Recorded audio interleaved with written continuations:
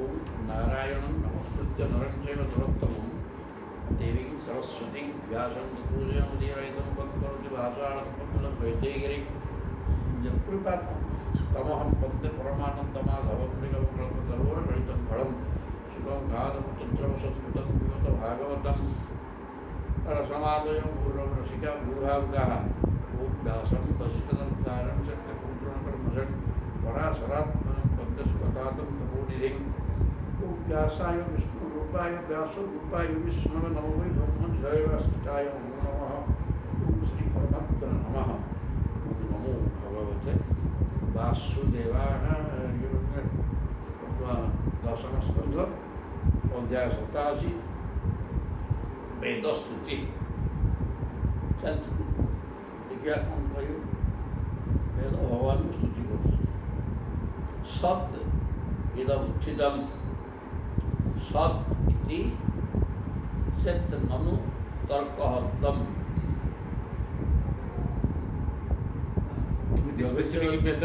एमती स्पेसिफिक वेद किसी ना जे स्तुति करिया ऋग्वेद सामवेद यजुर्वेद ये सेमती का से वेद सब चारि हेले समस्ते सबु वेद प्रत्येक वेद भगवान कथा कहु तो सबु वेद स्तुति कर व्यभिचरती कोच कोच मृषा न तथु भयजु गोटे प्रश्न होची जगत सत उत्पन्न होती तेणु जगत को सत धरने आपत्ति पड़े गोटे प्रश्न आसला जे सत इदम उत्थितम इदम जगत सत सत ही ब्रह्म पदार्थ सत एक ब्रह्म तब दुई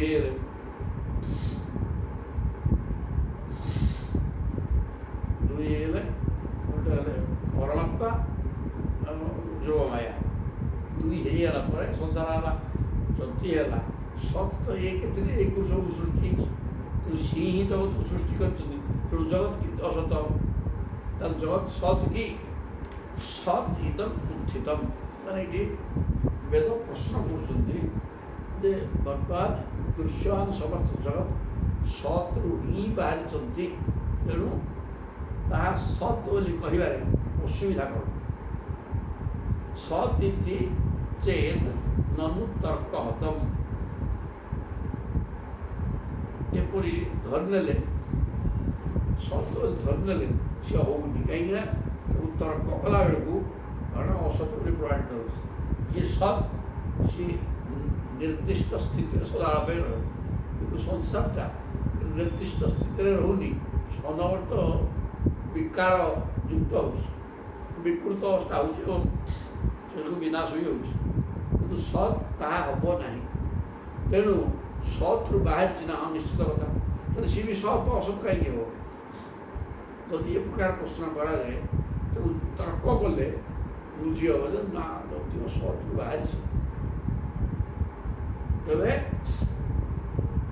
यार सत स्थिति ना ये निर्दिष्ट स्थिति सदा रोनी परिवर्तनशील विकार सब कारण जगत व्यभिचरती कोच अनेकता रही जगत असत्य जना पड़ जा सत बोली जना पड़ असत बोली स्पष्ट जना पड़ कारण सदाबे परिवर्तनशील विनाशशील परिवर्तन नष्ट ये सत बोली कह सतर जहाँ कार्यकलाप जगत पाखे ना तो सत कहपर ना यही जगत वस्तुतः विद्या अविद्या अर्थात चेतन जड़ उभयर मिश्रण निर्मित उच्च पुरुषा न तथो उभयजु तेणु यहाँ सत बोले आदौ कही हम ना कारण यार अनवर्ती परिवर्तनशील निर्दिष्ट स्थिति रोना तेणु ये सत कही हम नहीं सत असत मिश्रा କାହିଁକି ନା ଏଠି ଦୁଇଟା କଥା ଅଛି, ସତ ଅଛି ଅସତ ମଧ୍ୟ ଅଛି, ଦୁଇ ମିଶିକିରି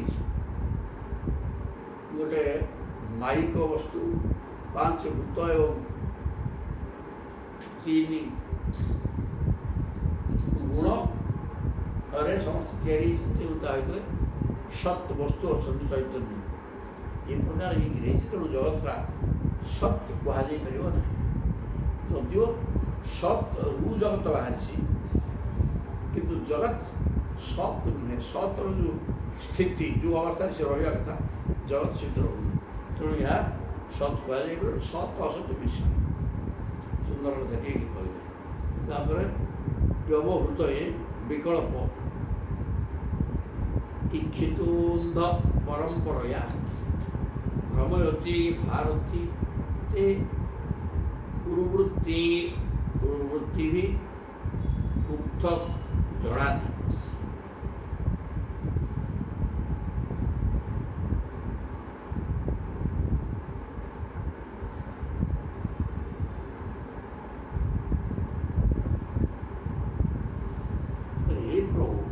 जगतर अधिष्ठान रूपे आपण सत्स्वरूप परमात्मा ही रही व्यवहृत विकल्प ईशितु अंध परंपरया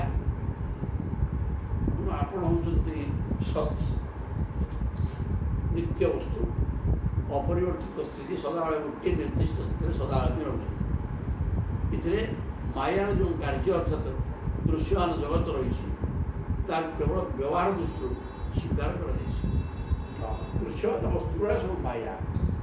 आपण अदृश्य अवस्था नित्य वस्तु सदा सर्वदा आसती कि दृश्यमान जगतटा है माइक जिन माया शब्दर अर्थ जी ना अनवर्त परिवर्तन हो विकारयुक्त एवं विनाश हवा निश्चित विनाश हो तेणु जी ना सी है माया।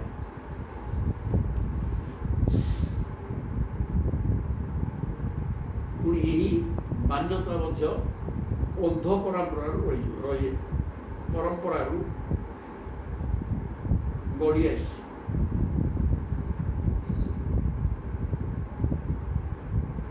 जगत निरंतर परिवर्तनशील होता वैकल्पिक मानवा पड़ो नित्य नुहे किंतु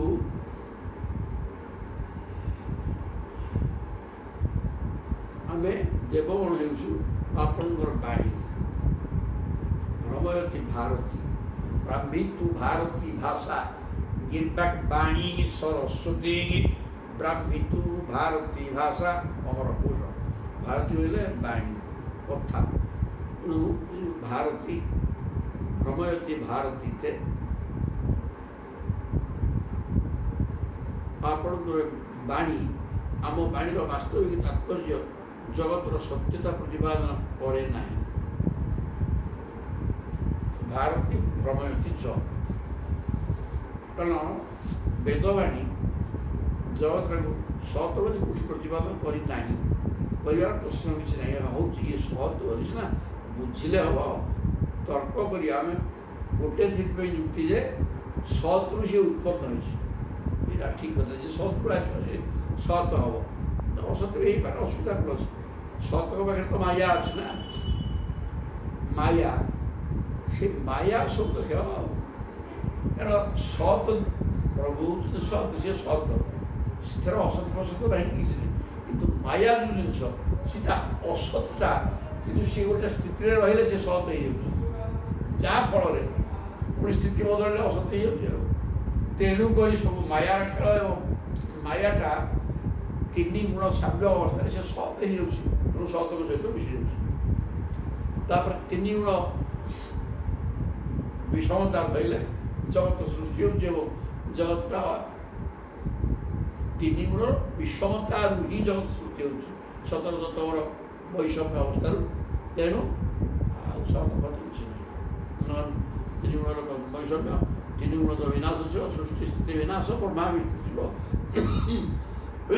सतर तो से एक कथा गुड़ाक तेणु आमर वेदवाणी କେବେ କୋଉଠି ଜଗତକୁ ସତ୍ ବୋଲି କହୁ ନାହିଁ କହିବାର କହିବୁ ବୋଲି କେମିତି କହିବ ମଧ୍ୟ ଆଉ ତର୍କ କରି ଦେଖିଲେ ସତ୍ ନୁହେଁ ଆଉ କହିବ କ'ଣ? ତେଣୁ ବେଦ ସେ କଥା କହୁନାହାନ୍ତି। ତଥାପି କର୍ମକାଣ୍ଡର ଯାହାର କ୍ଷତି ହୋଇଥିବାରୁ ଲୋକେ ବଡ଼ ବଡ଼ କର୍ମଫଳ ପାଇବା ଲୋଭରେ ପଡ଼ି ସ୍ୱର୍ଗାଦି ଭୋଗକୁ ତଥା ଭୌତିକ ସୁଖକୁ ହିଁ ସୁଖ ବୋଲି ଭାବନ୍ତି।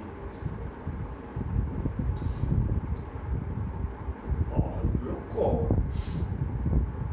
ସେମାନେ ମାଇକ ଯେଉଁମାନେ ହେଲେ ଆତ୍ମବସ୍ତୁ ଅନାତ୍ମ ବସ୍ତୁ ଏ ଜଗତଟା ଅନାତ୍ମ ବସ୍ତୁ ଆତ୍ମବସ୍ତୁ କହିଲେ ନିତ୍ୟ ଅନାତ୍ମ ଅନିତ୍ୟ ଏ ଅନିତ୍ୟ ସଂସାର ପଛରେ ପ୍ରାୟ ଲୋକ ସମସ୍ତେ ତ ଅନିତ୍ୟ ସଂସାର ପଛରେ ପାଗଳ ଭଳିଆ ଉଡ଼େଇଛନ୍ତି ଏବଂ ଏଇଟା ଏଠି ସୁଖ ଦୁଃଖାତ୍ମକ ଜଗତରେ ଆନନ୍ଦ ଶବ୍ଦ ଏଠି ନାହିଁ କିନ୍ତୁ ସେ ସୁଖଟାକୁ ଆନନ୍ଦ ବୋଲି ଭାବୁଛନ୍ତି ମଧ୍ୟ ଆଉ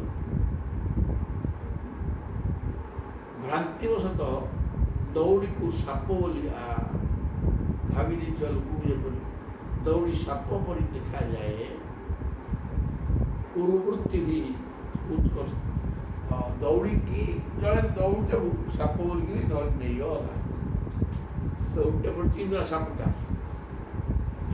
ଯେତେବେଳେ ପର୍ଯ୍ୟନ୍ତ ତାର ସେଟା ଦଉଡ଼ି ଜ୍ଞାନ ନ ହେଇଛି ସେତେବେଳେ ପର୍ଯ୍ୟନ୍ତ ସେ ସାପ ହେଇକି ଡରୁଥିବ ଯେତେବେଳେ ଅନୁଭବ କରିବ ଯେ ଏଇଟା ସାପ ନାଇଁ କ'ଣ ଗୋଟେ ଭିନ୍ନ ପ୍ରକାର ଦୂଷିତ ତେବେ ବି ସେ ତାର ଭୟ ଯେ ନାଇଁ ସାପ ହେଇଥିବ ସଠିକ୍ ଜ୍ଞାନ ହେଇନି ଠେଙ୍ଗାଟେ ଆଣିବ ଆଉଥିବ ଇଏ ଚଲେଇବ ତାକୁ କିଛି ହଉନି ଆରେ ନାଇଁ ଏଇଟା ସାପ ନ ଦଉଡ଼ି ତେଣୁ ଯେତେବେଳେ ପର୍ଯ୍ୟନ୍ତ ସର୍ପ ଜ୍ଞାନ ଥିବ ସେତେବେଳେ ପର୍ଯ୍ୟନ୍ତ ସେ ଡରୁଥିବ କିଛି ଅସୁବିଧା ନାହିଁ। ଦଉଡ଼ି ସାପ ପରି ଦେଖାଯାଏ ଭୌତିକ ସାଂସାରିକ ସୁଖ ମଧ୍ୟ ଠିକ୍ ସେମିତି ପ୍ରକୃତ ସୁଖ ପରି ଲାଗେ ସୁଖ ଭଳିଆ ଜଣାଯାଏ କିନ୍ତୁ ସୁଖ ନୁହଁ ଯେମିତି ଦଉଡ଼ିଟା ସାପ ନୁହେଁ କିନ୍ତୁ ସାପ ଜ୍ଞାନ ହେଇଯାଇଛି ସେମିତି ସାଂସାରିକ ସୁଖ ନୁହେଁ କିନ୍ତୁ ଇଏ ସୁଖ ଜ୍ଞାନ ହେଇଯାଇଛି ଭ୍ରମରେ ମଣିଷ ଗୁଡ଼ାକ ଏ ମାୟା ସଂସାର ଭିତରେ ମାୟାର ପ୍ରଭାବ ଏତେ ଭୟଙ୍କର ଯେ ସଂସାର ସମ୍ପୂର୍ଣ୍ଣ ସୁଖ ଶବ୍ଦ ବି ଏଠି ନାହିଁ ସମ୍ପୂର୍ଣ୍ଣ ଦୁଃଖମୟ ହେଇଥିଲେ ମଧ୍ୟ ଯେମିତି ଦଉଡ଼ିରେ ସର୍ପ ଭ୍ରମ ହେଉଛି ଦେଖା ସତ୍ୟ ହେଲା ସେଟା ଦଉଡ଼ି ତାକୁ ଲୋକ ସାପ ବୋଲି ଭାବିକି ଡରୁଥିବ ଠିକ୍ ସେମିତି ସଂସାର ସମ୍ପୂର୍ଣ୍ଣ ଦୁଃଖମୟ ହେଇଥିଲେ ମଧ୍ୟ ତାକୁ ସୁଖ ବୋଲି ସେ ଧରି ଦେଉଛି ଯେମିତି ଦଉଡ଼ିକି ସାପ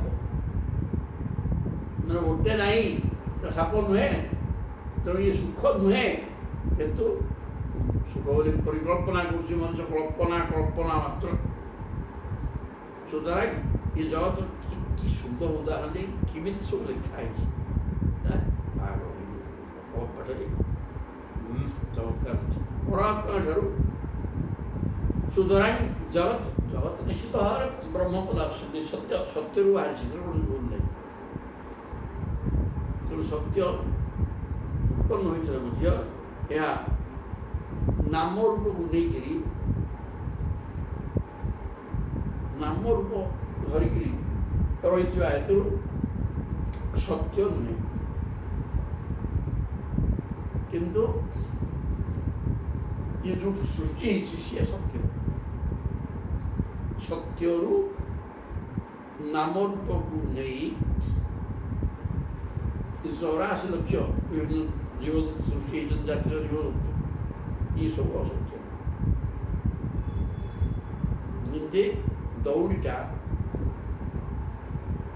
ସାପଭ୍ରମ ସୃଷ୍ଟି କରେ ସେ ସଂସାରରେ କେବଳ ଦୁଃଖମୟ ହେଇଥିଲେ ମଧ୍ୟ ସୁଖ ଭଳି ଲାଗେ ସଂସାର ଏଠି ନାହିଁ ଜଗତର ଅସତ୍ୟ କିନ୍ତୁ ସେ ବ୍ରହ୍ମ ପଦାର୍ଥରୁ ସତ୍ୟରୁ ବାହାରିଛି କିନ୍ତୁ ଅସତ୍ୟ କାହିଁକିନା ପାଠଟା ଏଠି ଗୋଳମାଳ ହେଉଛି କ'ଣ ମାୟାର ଦୁଇଟା ସ୍ଥିତି ଗୋଟେ ବ୍ରହ୍ମସ୍ଥିତିରେ ସିଏ ରହିବ ପୁଣି ପରିବର୍ତ୍ତନ ତାର ବିକାର ହେଇଗଲେ ସେ ସୃଷ୍ଟି ବିନାଶଶୀଳ ହେଇଯିବ।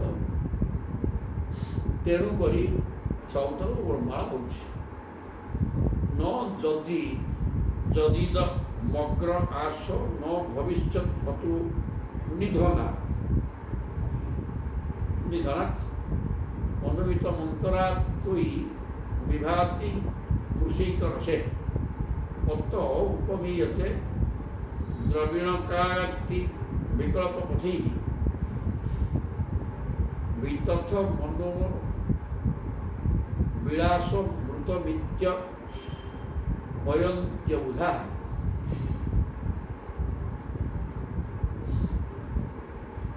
ଆଉ ଗୋଟେ କହୁଛନ୍ତି ଯାହାର ଆଉ ଗୋଟେ ପ୍ରମାଣ ଆମେ ଦେଉଛୁ। ସାପ ଦୌଡ଼ି ତ କହିଲୁ, ଆଉ ଗୋଟେ କହୁଛୁ ଏଇ ଜଗତ ବିଶ୍ୱ ସୃଷ୍ଟିର ପୂର୍ବରୁ ନଥିଲା। ଜଗତଟା ପୂର୍ବରୁ ନଥିଲା ଥିଲା କି ଏଇକି ବ୍ରହ୍ମ ଥିଲେ। ତାପରେ କି ପ୍ରଳୟର ପରେ ରହିବ। ଜଗତ ପୂର୍ବରୁ ନଥିଲା, ଏବେ ବି ପ୍ରଳୟ ହେଲା ପରେ ରହିବାର ନାହିଁ। ଏଥିରୁ ସ୍ପଷ୍ଟ ହେଉଛି ଯେ ସୃଷ୍ଟି ଓ ପ୍ରଳୟ ମଧ୍ୟବର୍ତ୍ତୀ କାଳରେ ମଧ୍ୟ ଏହାର ସ୍ଥିତି ନାହିଁ। ଇଚ୍ଛା ସୁନ୍ଦର ସ୍ଥିତି କହିଲେ ଏଇଟା ପୂର୍ବରୁ ଥିଲା ନା ନାହିଁ, ଏଇକି ବ୍ରହ୍ମ ଥିଲେ ନଥିଲା, ପରେ ରହିବ ନା ନାହିଁ, କି ନିର୍ଦ୍ଦିଷ୍ଟ ସମୟ ରହିବ ପୁଣି ପଳେଇବ।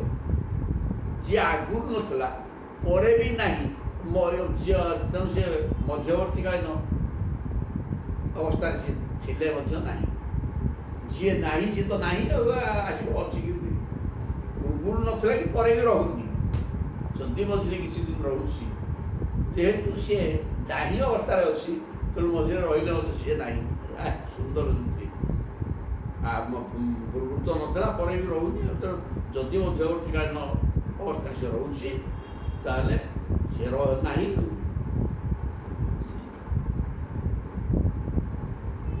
ଏହା କେବଳ ଆପଣଙ୍କ ଭିତରେ ଥିବା ପରିବର୍ତ୍ତିତ ହୁଏ। ନ ଯଦି ଇଦମ୍ ଅଗ୍ର ଆସ ନ ଭବିଷ୍ୟତ୍ ଅତୋ ନିଧନାତ୍ ଅନୁମିତ ମନ୍ତରା ତୁଇ ବିଭାତି ମୂଷିକ ରସେ। ତୁମେ ୟା ଭିତରେ ରହିଥିବା ହେତୁ କେବଳ ଇଏ ମୂଷା ମାନେ ମିଛରେ ପ୍ରତୀତି ହେଉଛି ସତ୍ୟ ଭଳିଆ। କାରଣ ଇଏ ଆଗରୁ ନଥିଲା, ପରେ ରହିବନି। ମଝିରେ ଯଦିଓ ଅଛି, ଯେ ନାହିଁ ପରେ ରହିବନି, ସେ ନାହିଁ। ମଝିରେ ଯେଉଁ ସ୍ଥିତ ଅବସ୍ଥାରେ ସେ ଠିକ୍ ନାହିଁ। କେବଳ ଆପଣ ତା ଭିତରେ ରହିଥିବାରୁ ମୂଷା ଏକେ ମୂଷିକର ସେ। ଏଇଟା ଯଦିଓ ମିଥ୍ୟା, କିନ୍ତୁ ଆପଣ ଥିବା ହେତୁ ଏ ସତ ବୋଲି ଜାଣୁଛି। ସତ ଉପମୀୟତେ ଦ୍ରବିଣ ଜାତିନି ବିକଳ୍ପ ପଥେଇ ବ୍ୟବହାରିକ ପ୍ରକ୍ରିୟା ସମ୍ପାଦନ ନିମିତ୍ତ ଦ୍ରବ୍ୟ ଜାତି ଆକାର ଆଦିକୁ ନାମ ଓ ରୂପ ଦେଇ ଦିଆଯାଏ। ବାସ୍ତବରେ ସେହିସବୁ ନାମ ଓ ରୂପ ମଧ୍ୟ ବାଣୀର ହିଁ ବିଳାସ ଏବଂ ସେହିସବୁର ନାମକୁ ବ୍ୟବହାରିକ କ୍ଷେତ୍ରରେ କହିବା କଳ୍ପନା ଭିନ୍ନ ଅନ୍ୟ କିଛି ନୁହେଁ।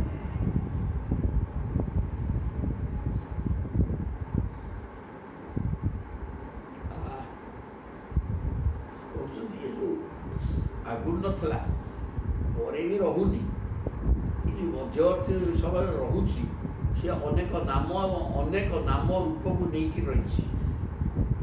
ତେଣୁ ଏ ନାମ ଏବଂ ରୂପର ଯାଥାର୍ଥ୍ୟ ବି ନାହିଁ। ସେଇଥିପାଇଁ ଏଗୁଡ଼ାକ ବସ୍ତୁବାଦୀ କି କ'ଣ ସେଗୁଡ଼ା କହୁଛନ୍ତି, ଇଏ କହୁଛନ୍ତି। ଆଉ ଇଏ ଯେହେତୁ ନାମ ରୂପକୁ ନେଇକି ହେଇଛି, ଇଏ ନାମ ରୂପର ସ୍ଥିତି ବି ଠିକ୍ ନାହିଁ। ଇଏ ଏମିତି ହେଇଥିଲେ ଏଇଟା ମଣିଷ କୁହାଯିବ। ଗୋଟେ ଏଇଟା କରୁଛ ନା, ସେ ମଣିଷ ଲଗେଇକିରି ଆଉ ଗୋଟେ କ'ଣ କହିଲେ ଅସୁବିଧା କ'ଣ? ତେଣୁ ଇଏ କହୁଛନ୍ତି ଏ ବ୍ୟାବହାରିକ କ୍ଷେତ୍ରରେ ଇଏ ଯାହା ନାମ ରୂପ ବ୍ୟବହାର କରାଯାଉଛି, ଏଇଟା ବି କିଛି ଠିକ୍ ନୁହେଁ। କ'ଣ ଗୋଟେ ତାକୁ ଧରା ହେଇଯାଇଛି, ଆଉ ୟା ନା ମଣିଷ, ତା ନା ଗାଈ, ତା ନା ଛେଳି, ତା ନା ମେଣ୍ଢା, କ'ଣ? ତେଣୁ ଏଇ ଯେଉଁ ବ୍ୟବହାର କରାଯାଉଛି ନାମ ରୂପକୁ ନେଇକିରି, ଇଏ ବି ତା ସାଙ୍ଗେ ଗୋଟିଏ ଭୁଲ। ତେଣୁ ଜ୍ଞାନୀମାନେ ଏଇ ଯେଉଁ ନାମ ରୂପକୁ ନେଇକିରି ବ୍ୟବହାର ଚାଲିଛି, ଏଇଟା ମଣିଷ, ସେଇଟା ଗାଈ, ଏଇଟା ଛେଳି, ଏଇଟା କୁକୁର ପିଲା, ଏସବୁ ଜିନିଷକୁ ମଧ୍ୟ ଜ୍ଞାନୀମାନେ ଏହାକୁ ଗ୍ରହଣ କରୁନାହାନ୍ତି। ସେମାନଙ୍କ ଦୃଷ୍ଟିରେ ପ୍ରତ୍ୟେକ ନାମ ଓ ରୂପ ଭିତରେ ଆପଣ ହିଁ ବିଦ୍ୟମାନ। ତେଣୁ ସବୁ ବସ୍ତୁରେ ସେମାନେ ଆପଣଙ୍କୁ ହିଁ ଦେଖନ୍ତି। ସେ ଜ୍ଞାନୀ ସିଏ ତେଣୁ ଦେଖେ ଯେ ଏ ନାମ ରୂପର କିଛି ଅର୍ଥ ନାହିଁ, ଏଇଟା ଏଇ ବସ୍ତୁର ନାଁ ହେଲେ କେତେ ନହେଲେ କେତେ, ଆଉ ଗୋଟେ କ'ଣ ହେଲେ କାହାର କ'ଣ ଯାଉଛି, ଏଗୁଡ଼ା ତ ନାହିଁ। ୟା ଭିତରେ ଆମେ ଏତେ କାହିଁକି ପ୍ରବେଶ କରିବା ଏବଂ ୟାକୁ ଆମେ ଚିନ୍ତା କରିବା ଯେ ଇଏ କ'ଣ ଜିନିଷ କ'ଣ ନାହିଁ।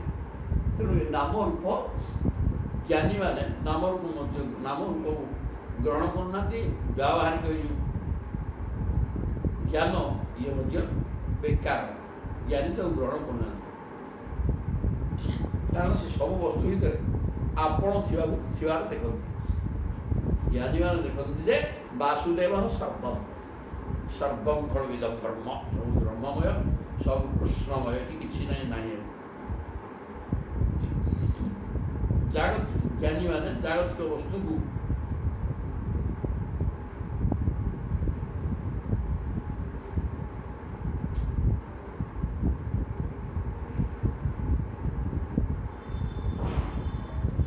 ସେମାନେ ଆପଣଙ୍କର ସାକ୍ଷାତକାର ପାଆନ୍ତି।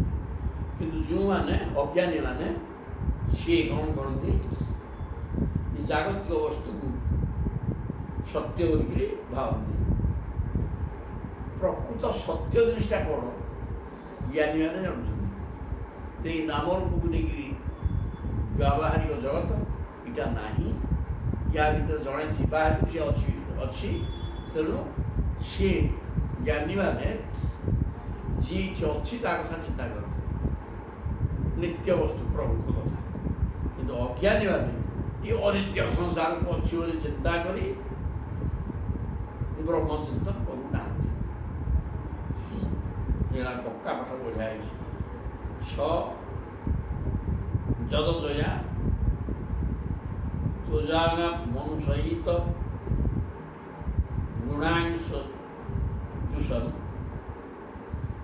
ଭଜତି ସର୍ବଦାଂ ତଦନ ମୃତ୍ୟୁ ଅପେତ ଭବ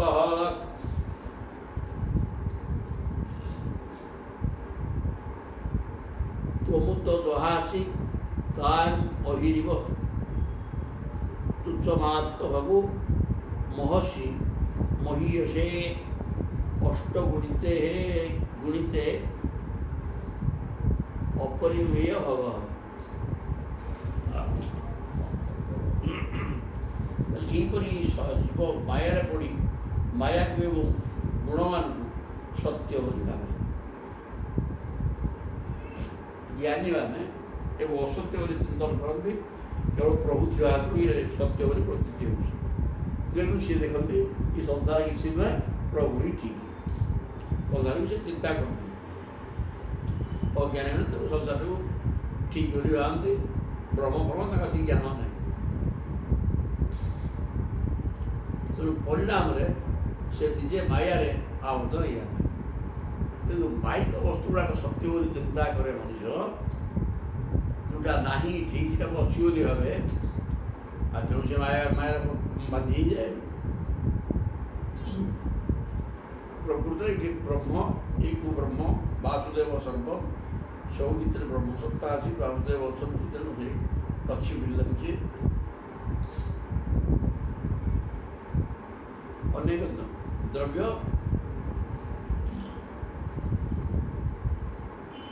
ମାୟାରେ ଆବଦ୍ଧ ହେଇଯାଉଛି। କାହିଁକି ନା ମାଇକ ଜିନିଷ ଗୁଡ଼ାକୁ ଏ ଦୃଶ୍ୟମାନ ଜଗତରୁ ସେ ସତ୍ୟ ବୋଲି ଚିନ୍ତା କରୁଛି। ନିଜର ପ୍ରକୃତ ସଚ୍ଚିଦାନନ୍ଦ ସ୍ୱରୂପକୁ ଭୁଲି ଯାଉଛି। ଆମର ସ୍ୱରୂପ ପ୍ରକୃତରେ ଏ ଦୃଶ୍ୟମାନ ଜଗତଟା କାହାର ସ୍ୱରୂପ ନୁହେଁ। ପ୍ରତ୍ୟେକଙ୍କର ସୂକ୍ଷ୍ମ ରୂପ ହେଉଛି ଗୋଟେ ଗୋଟେ ଜୀବାତ୍ମା, ସଚ୍ଚିଦାନନ୍ଦ ସ୍ୱରୂପ, କିନ୍ତୁ ତାହା ଭୁଲି ଯାଉଛି। ଏହା ଫଳରେ ନିଜର ଐଶ୍ୱର୍ଯ୍ୟ ନଷ୍ଟ କରିଦେଇ ମୃତ୍ୟୁକୁ ବରଣ କରୁଛି। ଯଦି ମୁଁ ଆତ୍ମା ବୋଲି ସେ ଜାଣିପାରନ୍ତା ଠିକ୍ ଭାବରେ, ତେଣୁ ସିଏ କେବେ ମରନ୍ତା ନାହିଁ। ମୃତ୍ୟୁ ଭୟ ତାକୁ ହନ୍ତାନି। ମୁଁ ଗୋଟିଏ ଶରୀର ବୋଲି ଚିନ୍ତା କରିବା ଫଳରେ ଆସନ ତ ବିନାଶ ଯେ ତେଣୁ ସେ ତାର ମୃତ୍ୟୁ ଭୟ ସଦାବେଳେ ପାଇଁ ରହୁଛି ସ୍ଥାୟୀ ଭାବ। ଯାହା ଶିବ ଜନ୍ମ ମୃତ୍ୟୁ ଚକ୍ରରେ ଘୁରି ବୁଲେ।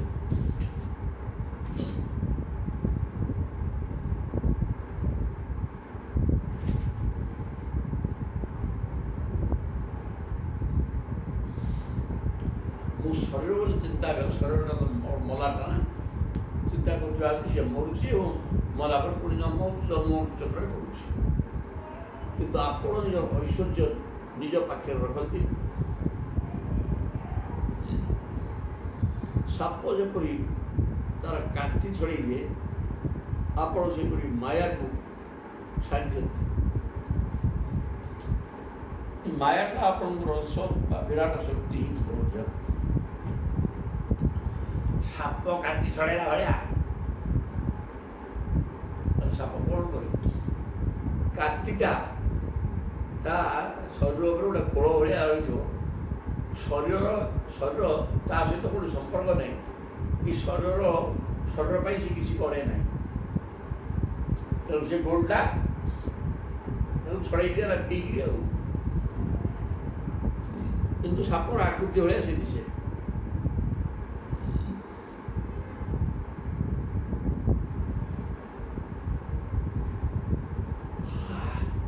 ସାପ କାତି ଛଡ଼େଇଲା କରି ଆପଣଙ୍କ ସ୍ୱରୂପ ଆପଣଙ୍କ ପାଖରେ ଅଛି, ସଚିଦାନନ୍ଦ ସ୍ୱରୂପ। କାତିଟା ସାପ ନୁହେଁ। ତେଣୁ କାତି ଛଡ଼େଇଲା ଭଳିଆ ଆପଣ ମାୟା ଟିକେ ଛାଡ଼ି ଦେଉଛନ୍ତି। ମାୟା ଆପଣଙ୍କ ସ୍ୱରୂପ ନୁହେଁ କି ଆପଣଙ୍କର କୌଣସି ଅଂଶ କିଛି ନୁହେଁ।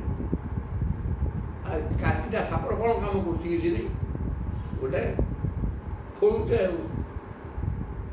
ଜଡ଼ ଆବରଣଟେ, ସେ ଆବରଣ ଆପଣ ଛାଡ଼ି ଦେଉଛନ୍ତି। କିନ୍ତୁ ସାପ କାତି ଛଡ଼ାଏ। କେତେ ପ୍ରକାର ଉଦାହରଣ ଦିଆହେଇଛି। ମାୟାଟା ସାପ କାତି ଛଡ଼େଇଲା ଭଳିଆ। ଯେମିତି କାତିଟା ସାପ ନୁହେଁ ବା ସାପର କୌଣସି ଉପକାର କରୁନି, କିନ୍ତୁ ଛଡ଼େଇ ଦିଏ। ସେମିତି ପ୍ରଭୁଙ୍କ ପାଖରେ ମାୟା ରହିଛି। କିନ୍ତୁ ମାୟା ସାପ କାତି ଛଡ଼େଇଲା ଭଳିଆ ମାୟାଟା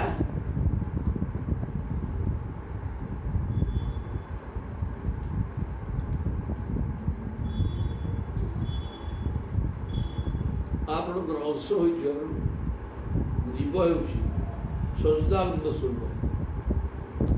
କାତିଟା ସାପ ସହ କ'ଣ ସମ୍ପର୍କ କିଛି ନାହିଁ। ସେମିତି ମାୟା ଆପଣଙ୍କ ସହିତ କିଛି ସମ୍ପର୍କ ନାହିଁ। ମାୟା ଟିକେ ଆପଣ ଛାଡ଼ି ଦେଉଛନ୍ତି।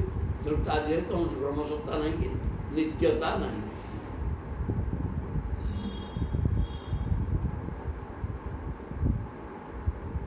ଆପଣ ନିଜର ଅପରିମିତ ଅଣିମା ଆଦି ଅଷ୍ଟସିଦ୍ଧିରେ ଯୁକ୍ତ ହୋଇ ଉଚିତ ଐଶ୍ୱର୍ଯ୍ୟରେ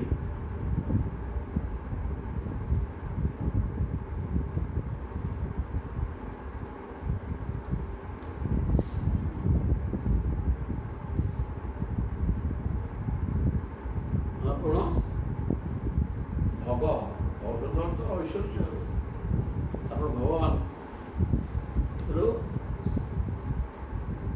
ଆପଣ ଐଶ୍ୱର୍ଯ୍ୟଯୁକ୍ତ ହେଇକି ରହିଥିବା ହେତୁ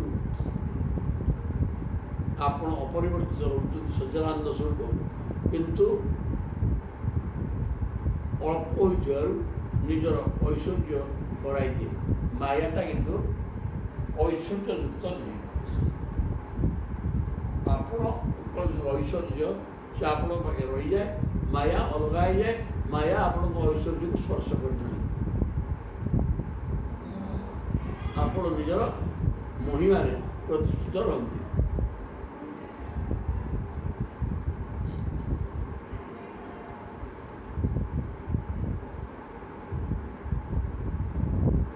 ସତର ତତ୍ଵ ତିନି ଗୁଣର ପ୍ରଭାବ ହିଁ ମାୟା।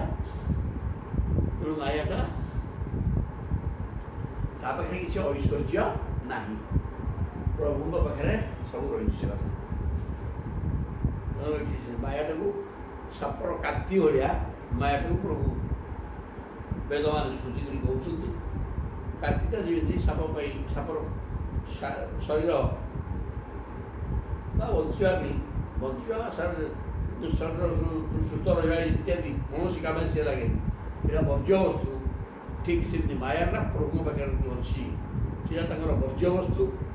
ପ୍ରଭୁ ତା ସହିତ କିଛି ସମ୍ପର୍କ ନେଇ, ସେ ସଚ୍ଚିଦାନନ୍ଦ ସ୍ୱରୂପ ନିତ୍ୟ ବସ୍ତୁ, ଯାହା ଅନିତ୍ୟ, ଏବଂ ପ୍ରଭୁ ଐଶ୍ୱର୍ଯ୍ୟ ଭୋଗ କରୁଛନ୍ତି, ଯାହାର କିଛି ଐଶ୍ୱର୍ଯ୍ୟ ନାହିଁ, କିଛି ନାହିଁ। ଆଉ ତେଣୁ ସେଟା କାଟି ଭଳିଆ ଭେଙ୍ଗି ଦିଅନ୍ତି, ତାର ସେ ଜଗତ ତିଆରି କରୁଛି, ତେଣୁ ସେଇଟା ତାର କିଛି ପ୍ରଭାବ ରହୁନି। ଯଦି ନ ସମୁଦ୍ଧରନ୍ତି ଯତୟୋ ହୃଦି କାମ ଜଟା ଦୂରଦିଗମୋ ଅସତାୟୁ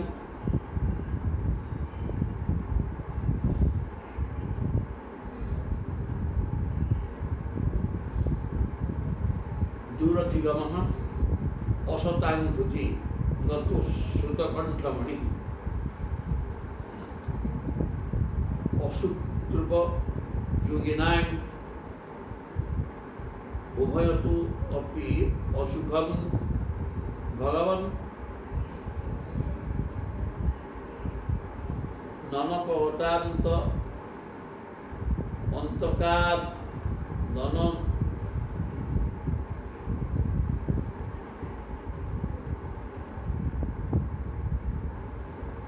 ଧୀ ରୂଢ଼ ପଦାର୍ଥ ଭବତଃ। हे प्रभु, यदि प्रसन्नतापूर्वक संयम द्वारा काम वासना को हृदय मूलोत्पाटन कर नष्ट कर दिया जाए, तेरे साधक विषय उड़ी जाए।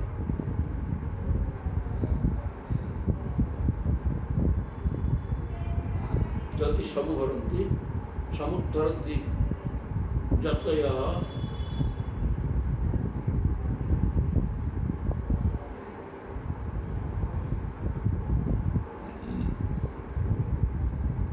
जदि न समुद्धरन्ति जतयः हृदि कामजटा। प्रसन्नतापूर्वक संयम द्वारा काम वासना को हृदय मूलोत्पाटन कर नष्ट कर दिया जाए, तेरे साधक विषय उड़ी जाए। कंठरे पिंधिथिबा मणि विषय भूलिगले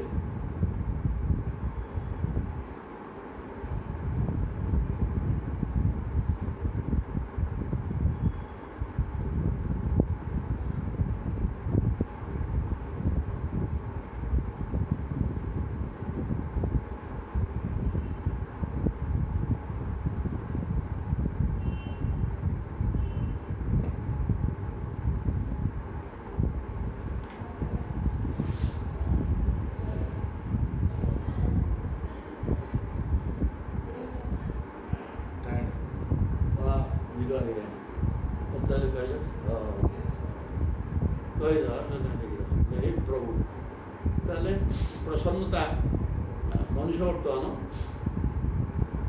मायारे लटपट हो जो मायार कौन क्षमता नहीं, ऐश्वर्य युक्त सी नुह, किंतु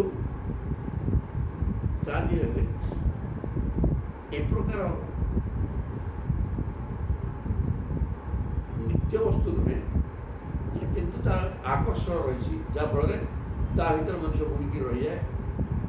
कंठरे पिंधा मणि विषय भूलीगले जपरी ता आउ सहजरे मिले नहीं। विषय बुड़ी जा साधकर हृदय आपण रही आपणकर दर्शन लाभ करवा से पक्षे कठिन हो जाए। कंठरे आम गोटे मणि लगे कि हारटे पकई कौन कला कितु सीटा मुझे लगे न लगे जब तार भूलीगली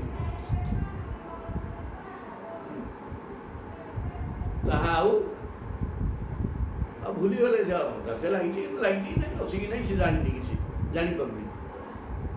ଠିକ୍ ସେମିତି ଏ ଭିତରେ ପ୍ରଭୁ ସତ୍ତା ଅଛି କିନ୍ତୁ ମଣିଷ ପ୍ରଭୁ ସତ୍ତାକୁ ସମ୍ପୂର୍ଣ୍ଣ ଭୁଲିଯାଏ। ଏ ମାୟାର ପ୍ରଭାବ ଏତେ ଭୟଙ୍କର, ୟା ଦେହରେ ଏତେ ଆକର୍ଷଣ ଅଛି ଯେ ସେ ଆକର୍ଷଣକୁ ଭୋଗ କରିବା ପାଇଁ ଇଏ ଲଳାୟିତ ରହି ଇଏ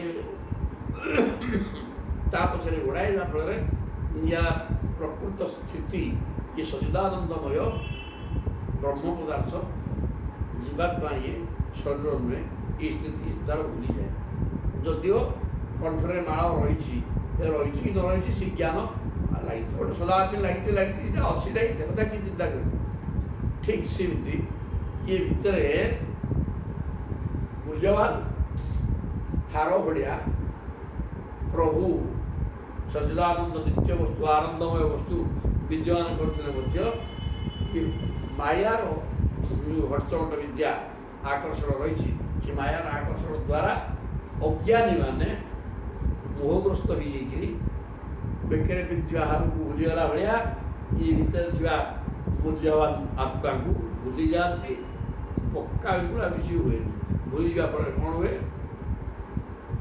ଇନ୍ଦ୍ରିୟ ଓ ପ୍ରାଣକୁ ତୃପ୍ତ କରିବାରେ କେବଳ ଇନ୍ଦ୍ରିୟ ଗ୍ରାହ୍ୟ ବସ୍ତୁକୁ ଆଣିକିରି ମନକୁ ଭୋଗ କରିବାରେ ଲଗେଇ ଦେଇ ମାୟା ଏ ପ୍ରକାର କରାଏ। ବ୍ୟକ୍ତି ବିଶେଷ ସେ କେବଳ ଇନ୍ଦ୍ରିୟ ତୃପ୍ତି ମନକୁ ଧରିକିରି ଇନ୍ଦ୍ରିୟ ଗ୍ରାହ୍ୟ ବସ୍ତୁକୁ ଧରି ସେଇଥିରୁ ସେ ରସ ଆସ୍ୱାଦନ କରେ। ବିଷୟୀ ମନୁଷ୍ୟ ମୃତ୍ୟୁ ମୁଖରୁ, ତେଣୁ ଏ ପ୍ରକାର ବିଷୟଗ୍ରସ୍ତ ଲୋକଟା ମୃତ୍ୟୁ ମୁଖରୁ ରକ୍ଷା ପାଏ ନାହିଁ। ଆଉ ଯିଏ ଭଗବାନଙ୍କୁ ଦେଉଛି ସେ କ'ଣ ମୃତ୍ୟୁ ମୁଖରୁ ରକ୍ଷା ପାଏ ନା ପାଇନାହାନ୍ତି? ଧ୍ରୁବ କ'ଣ ହେଲା? ବିମାନ ଆସିଲା ତାଙ୍କ ସିଏ ବସିଲେ ଗଲେ, ବା ସେ ଦେହତ୍ୟାଗ କରୁଛନ୍ତି କରନ୍ତୁ। କୋଉଠି ଭକ୍ତଟା ଛଟପଟ ହେଇକି ପଡ଼ିକିରି ସଜା ସାଇ ହେଇଛି କେନା ଖାଇଲା ଦେଇକିରି ମରିବାର ପ୍ରଶ୍ନ କିଛି ନାହିଁ। ସିଏ ସାଧନାରେ ଥିବ, ଶରୀର ଯେତେବେଳେ ତ୍ୟାଗ କରିବ ଆତ୍ମା ପରମାତ୍ମା ଏକାକାର କରି ଦେଇକିରି ଧ୍ୟାନସ୍ଥ ହେଇକିରି ବସିକିରି ସ୍ଥୂଳ ଶରୀର ସୂକ୍ଷ୍ମ ଶରୀରକୁ ପରିତ୍ୟାଗ କରିଦେବ। ଇଏ ସ୍ଥିତିଟା ତାର ହେବ ନା, କିନ୍ତୁ ଅନ୍ୟମାନଙ୍କୁ ସେଟା ହେଇପାରିବ ନାହିଁ। ସିଏ କାହିଁକି ନା ସେ ଆତ୍ମା କ'ଣ ପରମାତ୍ମା କ'ଣ ସେ ବୁଝନ୍ତି ନାହିଁ। କେବଳ ମୂଲ୍ୟବାନ ଜୀବାତ୍ମା ଏ ଭିତରେ ଥିଲେ ମଧ୍ୟ ବେକରେ ସଦାସର୍ବଦା ଗୋଟେ ଜଣେ ମାଳ ପକେଇଛି ସୁନାର ହାର, କିନ୍ତୁ ସିଏ ପଡ଼ିଛି କି ନ ପଡ଼ିଛି କ'ଣ ଭଲ ସେ ଜ୍ଞାନ ଗୋଟେ ରହିବ ନାହିଁ। ଠିକ୍ ସେମିତି ମୂଲ୍ୟବାନ ହାର ଭଳିଆ ପ୍ରଭୁ ସତ୍ତା ସଚିଦାନନ୍ଦ ପ୍ରଭୁ ଏ ଭିତରେ ଥିଲେ ମଧ୍ୟ ମନୁଷ୍ୟ ଗୁଡ଼ାକ କରୁଛନ୍ତି କ'ଣ? ଏଇ ଯେଉଁ ମାୟାର ଆକର୍ଷଣରେ ଭୁଲିକିରି ଇନ୍ଦ୍ରିୟ ଗ୍ରାହ୍ୟ ବସ୍ତୁକୁ ଆଣିକି ମନରେ ଭର୍ତ୍ତି କରି ଭିତରେ ତ ପାଗଳ ହେଉଛନ୍ତି। ଯାହାଫଳରେ ମୂଲ୍ୟବାନ ହାର ସଦୃଶ ଆତ୍ମା ମୁଁ ଏ କଥା ଭୁଲି ଯାଉଛନ୍ତି। ତେଣୁ ତା ଦ୍ୱାରା ଇହଲୋକ ପରଲୋକ ସବୁ ନଷ୍ଟ। ଇହଲୋକରେ ସେ ବେକାର ହେଉଛି, ଦୁଃଖ ଭୋଗିବାରେ ଲାଗିଛି, ଆଉ ପରଲୋକକୁ ଗଲେ ସେଇ ଦୁଃଖ ଭୋଗିବ। ଯେ ଆତ୍ମା ମୁକ୍ତି ଦେଲା ତାର ହିଁ କଲ୍ୟାଣ ହେବ, ତାର କଲ୍ୟାଣ ପ୍ରଶ୍ନ ନାହିଁ। ଏ କେତେ ସୁନ୍ଦର କଥା ସବୁ କୁହାଯାଉଛି। କେବଳ କ'ଣ କଥା କୁହାଗଲା? ବେକରେ ମାଳ ପଡ଼ିଛି କିନ୍ତୁ ସଦାରେ ତ ପଡ଼ିଛି ଆଉ କ'ଣ? ଆଉ ପଡ଼ିଛି କି ନ ପଡ଼ିଛି ସେ କଥା କାହିଁକି କି ଚିନ୍ତା କରିବ? ଠିକ୍ ସେମିତି ଏ ଭିତରେ ମୂଲ୍ୟବାନ ଜୀବାତ୍ମା ଥିଲେ ମଧ୍ୟ ମନୁଷ୍ୟ ଚିନ୍ତା କରିପାରୁଛି ମୁଁ ହିଁ ଜୀବାତ୍ମା, ମୁଁ ସଚିଦାନନ୍ଦଙ୍କର ଅଚେତନ, ମୁଁ ମୋତେ ଧ୍ୟାନ କରିକି ପ୍ରଭୁକୁ ଧରିବାକୁ ହେବ। କିନ୍ତୁ ସେ ଯେଉଁ ମାୟାର ଆକର୍ଷଣ ତା ଭିତରେ ବୁଡ଼ିକି ରହିକିରି ମୃତ୍ୟୁ ମୁଖରେ ପଡ଼ୁଛି। କାରଣ ମୁଁ ମଲା ନୁହେଁ ଏମିତି ଚିନ୍ତନ କଲେ ଯାଇକି ହେବ। ଏଠି ଗୋଟେ ପ୍ରଶ୍ନ ଆସିବ, ଯଦି ସିଏ ମୃତ୍ୟୁ ମୁଖରେ ପଡ଼ୁଛି, ଯିଏ ଭଗବାନଙ୍କୁ ଶୀଘ୍ର ମରୁନି ମରିବ, କିନ୍ତୁ ମୁଁ ମରିବି ମୃତ୍ୟୁଜନିତ ଦୁଃଖ ବା ଯନ୍ତ୍ରଣା ତାର ହବନି। ସେ ସାଧନା କରି ବସିବ, ସ୍ଥୂଳ ଶରୀର ଛାଡ଼ିଲା ବେଳେ ତାର ସୂକ୍ଷ୍ମ ଶରୀରକୁ ନେଇକି ବ୍ୟକ୍ତି ଅଜ୍ଞାନୀ ଗୁଡ଼ାକ ଯାଉଛନ୍ତି ଏବଂ ଆଉ ଥରେ ଫଳ ଦେଉଛନ୍ତି, କିନ୍ତୁ ସେ ଯିଏ ଜ୍ଞାନୀ ବା ସାଧକ ସେ ଧ୍ୟାନସ୍ଥ ହେଇକରି ବସି ସ୍ଥୂଳ ଶରୀର ସୁଖ ଶରୀର ଉଭୟକୁ ଛାଡ଼ି ଜୀବାତ୍ମା ପରମାତ୍ମାଙ୍କ ସହିତ ଏକାକାର କରିଦେଇ ସଂସାରରୁ ମୁକ୍ତି ହେଇଯାଏ। ସେ ଯନ୍ତ୍ରଣା ଭୋଗିବନି ମଲା ଏକ ସୁନ୍ଦର କଥା ଏଠି କୁହାଗଲା, ଚମତ୍କାର ଭାବରେ କହିଲେ। ବେକରେ ସୁନା ହାର ପକେଇକିରି ମଣିଷ ନଦେଲା ଭଳିଆ ଏ ଭିତରେ ସଚ୍ଚିଦାନନ୍ଦଙ୍କର ରସ ଆତ୍ମା ଅଛି, ସେ ଆତ୍ମାଟି ମୁଁ ଏ କଥା ନ ବୁଝି ଏ ସାଂସାରିକ ଦୁଃଖ ଭୋଗୁଛି, ସୁଖ ତା ଏ ଦୁଃଖକୁ ସୁଖ ବୋଲି ଚିନ୍ତା କରି ମାୟାର ଆକର୍ଷଣୀୟ ଜିନିଷକୁ ଉପଭୋଗ କରିକି ଜୀବନ ଯାଉଛି ଓ ମରୁଛି ସିଏ। ତଦ ଭଗମୀ ନ ଚେତି ଭବଦୁଃଖ ଶୁଭାଶୁଭୟୋ ଗୁଣ ବିଗୁଣ ବିଗୁଣାନ୍ୱୟା ତରିଃ ଦେହଭୂତାଞ୍ଚ ଗିରଃ ଅନୁଯୁଗ ମନ୍ୱହଂ ସଗୁଣ ଗୀତ ପରମ୍ପରାୟା ଶ୍ରବଣକୃତଃ ଯତଃ ତ୍ୱମ୍ ଅପବର୍ଗ ଗତି ମଞ୍ଜି। କହିଲେ ହେ ସଗୁଣ ଓ ପରମାତ୍ମ ଆପଣଙ୍କୁ ଜାଣିପାରୁଥିବା ଭକ୍ତକୁ ପାପ ଓ ପୁଣ୍ୟର ଫଳ ଭୋଗିବାକୁ ପଡ଼େ ନାହିଁ। ଆଉ ସଗୁଣ ହବ ସେ ସଗୁଣ ସାକାର ବି ଜଗନ୍ନାଥଙ୍କୁ ଜଣେ ଚିନ୍ତା କରୁଛି, କିଛି ଅସୁବିଧା ନାହିଁ। ସଗୁଣ ସାକାର ସେ ପ୍ରଭୁ ଯେଉଁ ରୂପ ନେଇକି ଆସିଛନ୍ତି କୃଷ୍ଣ ରାମ ଏସବୁ ସଗୁଣ ସାକାର, କିନ୍ତୁ ହେଲେ ମଧ୍ୟ ସିଏ ବି ପରମାତ୍ମା। ଆପଣଙ୍କୁ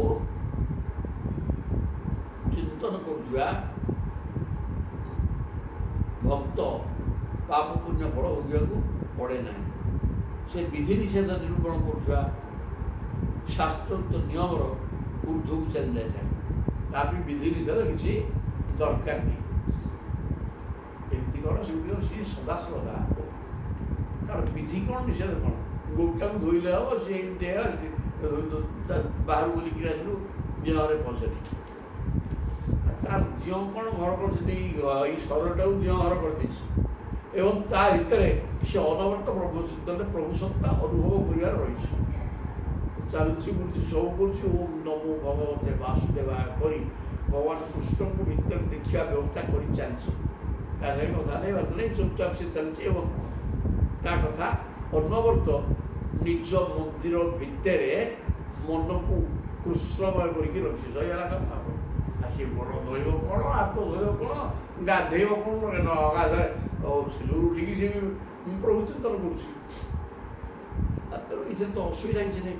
ତେଣୁ ଏଇ ପ୍ରକାର କରିକିରି ତାର ବିଧି ନିଷେଧ ସିଏ ଉପରକୁ ପଳାଏ, ସେଗୁଡ଼ାକ ତା ବି ଦରକାର ନାହିଁ। ତେଣୁ ତାଙ୍କ ଅନ୍ୟମାନେ ତାକୁ ଦେଖିଲେ କହିବେ ଏ କିଛି ଜାଣିନି। ତ ମାଏ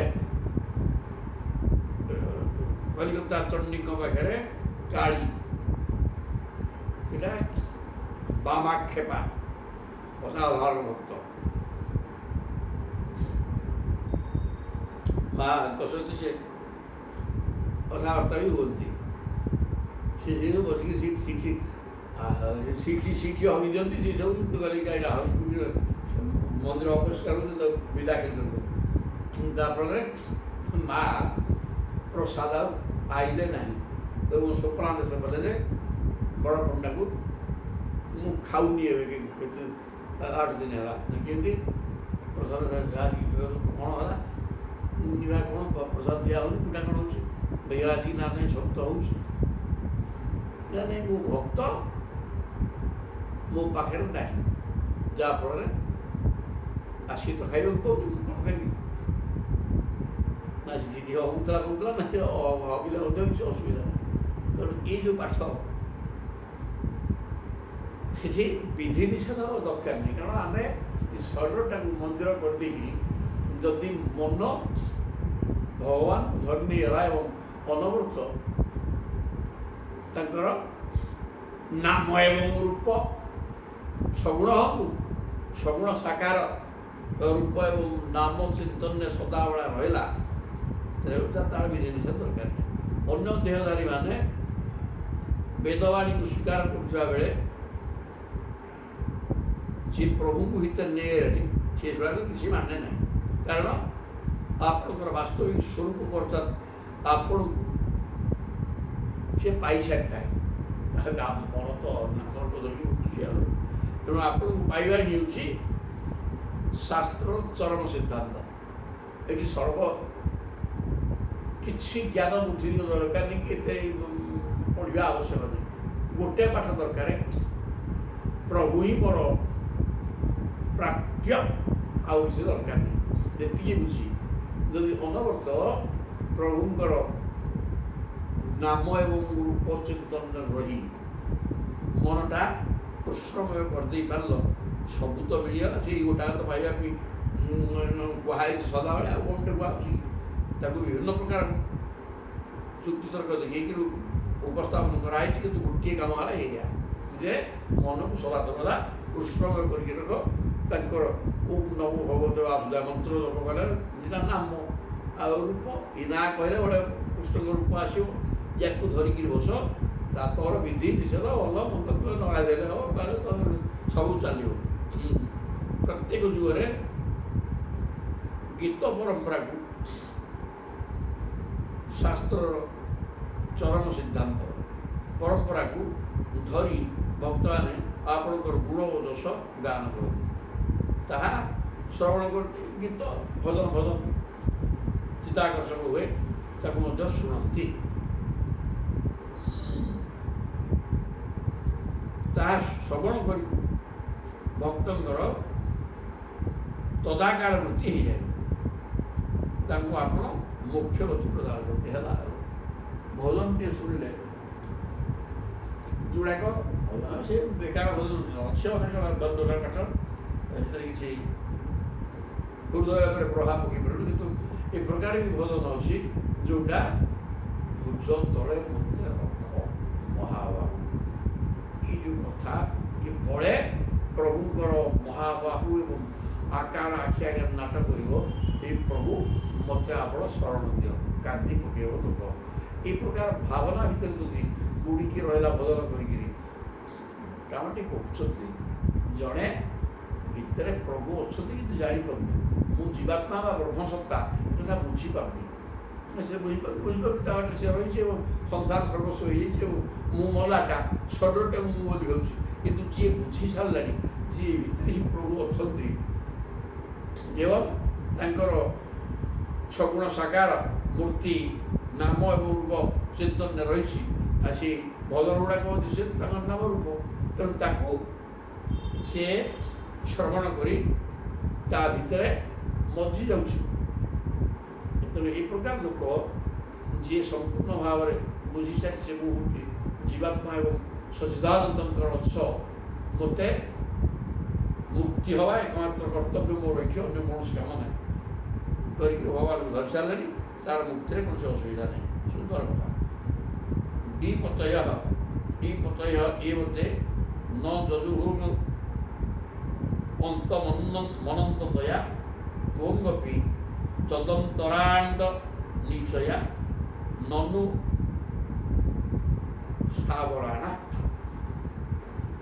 ଖ ଇବ ରଜାଂସି ବାନ୍ତି ବୟସା ସହ ଚ୍ୟୁତୟ ତୁଇ ଫଳନ୍त्यତନ୍ନିରସନେନ ତୁଇ ଫଳନ୍ତି ଅତତ୍ ନିରସନେନ ଭବନ୍ନିଧନାଃ। ତାହେଲେ କହିଲେ ହେ ଭଗବାନ, ଆପଣଙ୍କ ଭିତରେ ସପ୍ତ ଆବରଣର ଆବୃତ ହୋଇ ଅନେକ ବ୍ରହ୍ମାଣ୍ଡ ସମୁଦାୟ ରହିଛି। ଇଏ ମୋତେ ନ ଯଜୁ ଅନ୍ତର ଅନନ୍ତ ତୟା, ଆପଣ ନିଜେ ହେଲେ ଅନନ୍ତ, ମାନେ ଆପଣଙ୍କର ଆଦି ନାହିଁ କି ଅନ୍ତ ନାହିଁ, ଅସୀମ ବ୍ରହ୍ମସତ୍ତା ଅସୀମ। ଆକାଶ ତ ସେମିତିକା, ଆକାଶ ତ ସେ ଆହୁରି ବଡ଼। ତେଣୁ 7 ଆବରଣ ରହିଛି ଏବଂ ଅନେକ ବ୍ରହ୍ମାଣ୍ଡ ରହିଛି। ହେ ଅନନ୍ତ କୋଟି ବ୍ରହ୍ମାଣ୍ଡ, ତେଣୁ ଯଜୁ ଅନନ୍ତ ଯଜୁଃ ଅନନ୍ତତୟା, ଆପଣ ହେଲେ ଅନନ୍ତ କୋଟି ବ୍ରହ୍ମାଣ୍ଡ ନାୟକ।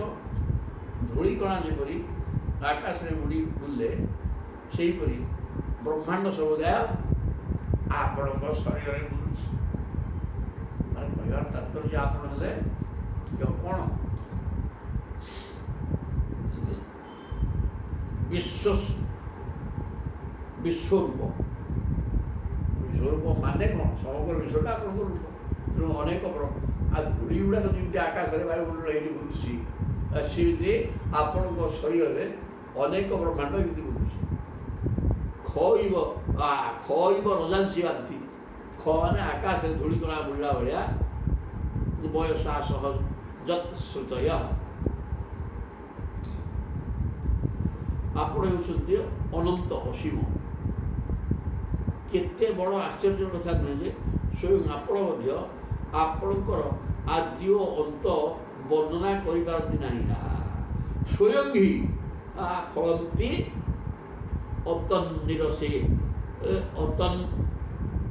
ନିରସନେନ ଭବନ ନିଧନା। ନିଜେ ଆପଣ ମଧ୍ୟ ଆପଣଙ୍କୁ ଜାଣିପାରୁନାହାନ୍ତି। ଆପଣ ନିଜକୁ ନିଜେ ବର୍ଣ୍ଣନା କରିପାରୁଛନ୍ତି ଆପଣ କେମିତିକା କେତେ ବଡ଼ କ'ଣ ଅବସ୍ଥା। ଏଇ ତ ହେଲା ପାଠ, ଆପଣଙ୍କୁ ଆଉ ଜଣେ କ'ଣ ଜାଣିବ। ଏପରି ଅବସ୍ଥାରେ ଅନ୍ୟ ସାଧାରଣ ପ୍ରାଣୀମାନେ ଆପଣଙ୍କୁ କିପରି ଜାଣିପାରିବେ? ଆମେ ବେଦମାନେ ଆପଣଙ୍କ ସ୍ୱରୂପକୁ ନିର୍ଣ୍ଣୟ କରି ନପାରି ନେତି ୟାନ କହିକିରି ଅନ୍ୟ ସବୁ ବସ୍ତୁ ପ୍ରତ୍ୟାଖ୍ୟାନ କରି ଶେଷରେ ଆପଣଙ୍କ ଭିତରେ ନିଜର ସତ୍ତା ହରାଇ ଦେଉ। ସିଏ ସବୁ ନାହିଁ ସରିଲା ପରେ ଯିଏ ରହେ ସିଏ ସତ୍ୟ। ତେଣୁ ବେଦ କହୁଛନ୍ତି ଆମେ ଏ ସତ୍ୟକୁ ଅନୁସନ୍ଧାନ କରିବାକୁ ଯାଇ ଆମେ ବି ଠିକ୍ ଭାବରେ ନୁହଁ ଏମିତି କହିକି ତ ଯାଇକିରି ଆମ ସତ୍ତା ଆପଣଙ୍କ ଭିତରେ ହରେଇ ଦେଉ। ମାନେ ଆମେ ଆଉ ବିଶେଷ କିଛି କହିପାରୁନାହୁଁ। ଇଏ ନୁହଁ ସିଏ ନୁହଁ ଖାଲି ନାହିଁ ଭିତରେ ଯାଉ ଏବଂ ସବୁ ନାହିଁ ସରିଯିବ, ସିଏ ହିଁ ଆପଣ। ଏତିକି କହିଛୁ, କିନ୍ତୁ ଆପଣଙ୍କ ସ୍ୱରୂପ କ'ଣ ଆମେ କହିପାରୁନୁ। ଏଇଟା ନୁହେଁ ସେଇଟା ନୁହେଁ ସବୁ ନୁହେଁ କହିକିରି ଆମ କଥା ଆମେ ସରେଇ ଦେଇଛୁ। ତାପରେ ପ୍ରକୃତ ଆପଣଙ୍କ ସ୍ୱରୂପଟା କ'ଣ ଜିନିଷ ତାକୁ ସାମାନ୍ୟ ଭାବରେ ନିତ୍ୟ ସତ୍ୟ ଜ୍ଞାନ ଆନନ୍ଦ ଏମିତିକିରି କ'ଣ ଟିକେ କହିଛୁ, କିନ୍ତୁ ପ୍ରକୃତ ଆପଣଙ୍କ ସ୍ୱରୂପ କ'ଣ ତାହା ଆମେ ଜାଣିପାରୁନୁ। ସବୁ ନାହିଁରେ ଆମ ପାଠ ସରିଯାଇଛି। ଏ କଥା ବେଦ କହୁଛନ୍ତି। ଶ୍ରୀ ଭଗବାନ ଉବାଚ। ବେଦମାନଙ୍କର ସ୍ତୁତି ସରିଗଲା। ତାପରେ ଭଗବାନ ବର୍ତ୍ତମାନ କହିଲେ ଇତି ଏତତ୍ ବ୍ରହ୍ମଣ ପୁତ୍ରାଃ ଆଶ୍ରିତ୍ୟ ଆତ୍ମାନୁଶାସନମ୍ ସନନ୍ଦନମଥ ଆନର୍ଷୁଃ ସିଦ୍ଧାଃ ଜ୍ଞାତ୍ୱା ଆତ୍ମନଃ ଗତି। ଏଠି ନାରାୟଣ କହୁଛନ୍ତି, ନର ନାରାୟଣ ନୈମିଷାରଣ୍ୟରେ ନା ଏଇଟା ଜନଲୋକରେ ଗୋଟେ ଚାଲିଥିଲା। ଜନଲୋକରେ ଜନ ତପଃ ଜନ ମାନେ ଆକାଶ ତତ୍ତ୍ୱ, କଣ୍ଠ ଦେଶଟା ହେଲା ଜନଲୋକ। ମାନେ ସ୍ୱର୍ଗ ସ୍ଥିତି ସ୍ୱର୍ଗ ଭିତରେ ସେ ଉର୍ଦ୍ଧ୍ୱ ଆକାଶଟା ହେଉଛି ଜନଲୋକ। ଜନଲୋକରେ ଋଷିମାନେ ରହନ୍ତି। ତେଣୁ ସେଇଠି ଚତୁଃସ୍ୱରଙ୍କ ସହିତ ଗୋଟେ ଆଲୋଚନା ହେଉଥିଲା ବ୍ରହ୍ମଜ୍ଞାନ। ସେଠି କ'ଣ ହେଲା? ଇତି ଏତତ୍ ବ୍ରହ୍ମଣ ପୁତ୍ରାଃ। ବ୍ରହ୍ମାଙ୍କର 12 ପୁତ୍ର। ପ୍ରଥମ 1 ନମ୍ବର 4 ପୁତ୍ର କିଏ? ସନୁକ ସନନ୍ଦ ସନାତନ ସନତ କୁମାର ଏମାନେ ଆଶ୍ରିତ୍ୟ ଆତ୍ମାନୁଶାସନ, ଆତ୍ମା ସମ୍ପର୍କରେ ଏଇସବୁ କଥାକୁ ଶୁଣି ଏସବୁ ଆଲୋଚନା କଲେ ଯେ ବେଦ ମଧ୍ୟ ଭଗବାନଙ୍କୁ ଠିକ୍ ଭାବରେ ପ୍ରତିପାଦନ କରିନାହାନ୍ତି। ସନନ୍ଦନ ଅର୍ଥ ଆନର୍ଷୁ। ସନନ୍ଦନ କହୁଥିଲେ ସେ 4 ଜଣ ଆଗ ଜଣେ କହିଲେ ଆଉ 3 ଜଣ ଶୁଣନ୍ତି। ସମସ୍ତଙ୍କର ଜ୍ଞାନ ସମାନ ଏହି ପ୍ରକାର ଅବସ୍ଥାରେ। ତେଣୁ ସନନ୍ଦନକୁ ସମସ୍ତେ ମାନେ ପୂଜା କଲେ। ସିଦ୍ଧାଃ ଜ୍ଞାତ୍ୱା ଆତ୍ମନଃ ଗତି। ଆତ୍ମା କ'ଣ ଏବଂ ସେ କେମିତି ଗତି ମାନେ ମୁକ୍ତି ହେବ ଏ ସମ୍ପୂର୍ଣ୍ଣ କଥା या भितर प्रमाण होगा संसार कौन प्रभु कौन सब टिके टिके वर्णना कराला तेणु सनंदन को समस्ते पूजा कले एवं शुणिक कृतकृत्य हो आत्मज्ञान आमर होगला इति अशेष समाम्नाय पुराण परिषद रस समुद्धृत पूर्वजातीय व्योमजानी महात्मवी इति अशेष समाम्नाय पुराण उपनिषद रस इटा समाम्नाय माने सनकादि ऋषि मैंने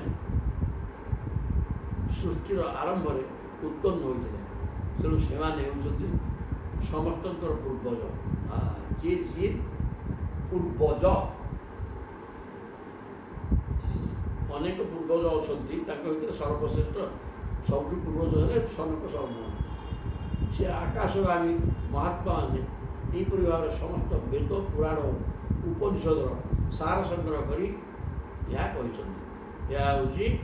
सब शास्त्र सार कथा को ये जो वेद स्तुतिटा ये सब वेद उपनिषद पुराण तत्व कथा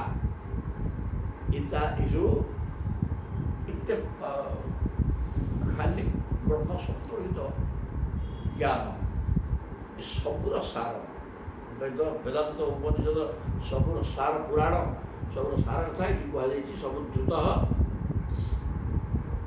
महात्मा ये महापुरुष मैंने सारा कथा ही वर्णना कर तुम सहित तो ब्रह्मदायाद श्रद्धया आत्मानुशासनम धारयन स्वर कामम कामान वर्जनम ऋणा बोले हे देवर्षि नारद जी किए से और नारद पचारे नर नारायण को जे ये निर्गुण ब्रह्म कथा कौन तुम्हें पढ़ई गोटे कि दीप को से जनक गोटे होता ज्ञान सत्र से जगार तुम्हें जहाँ कुछ शहे पाड़े तुम्हें स्वयं को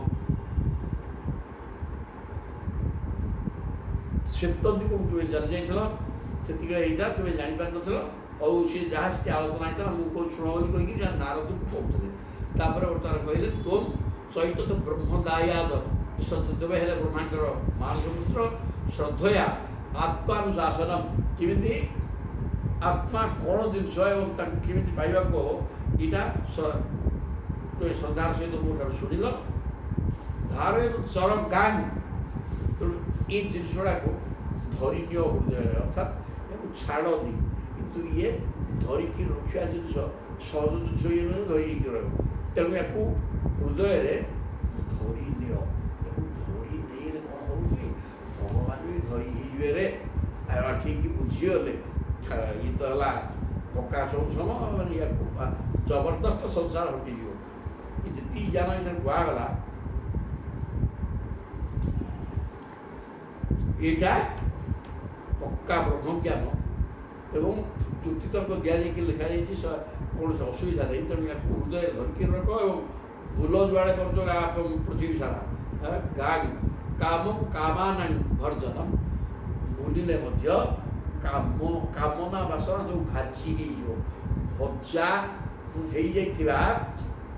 धान कि कौन सी शस्य बीज आछो कि ना तेणु काम गुड़ाक सांसारिक कामना बासना ये जो ब्रह्म ज्ञान कहगला हृदय धरी देगले कामना बासना भाजी ध्वंस हो पोड़ी तेणु आउ संसार धरबनी मुंडे ब्रह्म ज्ञान बलिया ये कथा बतले श्री शुकवाच कहते एवं ऋषिणादिष्टम गृहीत श्रद्धया आत्मान वर्ण श्रुतधरो राजन आह 12 व्रतु मुनि सुखदेव कहते ये राजन परीक्षित देवर्षि नारद होती से नारद तो ब्रह्मांडर मानसपुत्र एवं ऋषि आदिष्ट गृहीत चतुस्सम ऋषि जी ब्रह्मज्ञान को नारद हृदय धरिकी श्रद्धार सहित कारण सी आत्मा मानुले ନା ଆତ୍ମଜ୍ଞାନୀ କାମନା ଦରକାର ନାହିଁ। ତେଣୁ ତେଣୁ ସେ ଆତ୍ମଜ୍ଞାନୀ ନାରଦ ଶ୍ରଦ୍ଧା ସହିତ ଚତୁଃଶରଣ କଥାକୁ ଶୁଣି ବେଦ ଏ ପ୍ରକାର ବର୍ଣ୍ଣନା କଲେ ବୋଲି ବ୍ରହ୍ମଜ୍ଞାନ ଏ ସବୁଠାରୁ ସାର ବସ୍ତୁ। ତେଣୁ ଏ ଅଧ୍ୟାୟଟି ମଧ୍ୟ ଭାଗବତ ବହୁତ କଥା କହିଛନ୍ତି, ଏମିତି କଥା କେଉଁଠି ନାହିଁ ଏମିତି ନୁହଁ, ସବୁଠି ଏମିତି କଥା କୁହାଯାଇଛି। କିନ୍ତୁ ଏ ଅଧ୍ୟାୟରେ ବେଦ ବେଦାନ୍ତ ଉପନିଷଦ ପୁରାଣମାନଙ୍କର ସର୍ବଶ୍ରେଷ୍ଠ ସାରବସ୍ତୁ ଏକଦମ କୁହାଯାଇଛି ଏ ଶ୍ଲୋକରେ କହିଲେ। ତେଣୁ ବର୍ତ୍ତମାନ ନାରଦ ଶ୍ରୀଙ୍କ ହୃଦୟରେ ଧରି ନେଇକିରି ପୂର୍ଣ୍ଣ ସୂକ୍ତଧର ରାଜନ ଭଗବାନ ନାରାୟଣଙ୍କ ଦ୍ୱାରା ପ୍ରଦତ୍ତ ଉପଦେଶ ଶ୍ରଦ୍ଧାର ସହିତ ଶ୍ରବଣ କଲେ ଓ କହିଲେ। ରାଜନ ଆହ ବୀରବ୍ରତ ମୁନି। ତାପରେ ନାରଦ କ'ଣ କହିବେ ସେ କାଲି କହିବେ। କଥାକୁ ହୃଦୟରେ ଧରି ନେଇଗଲେ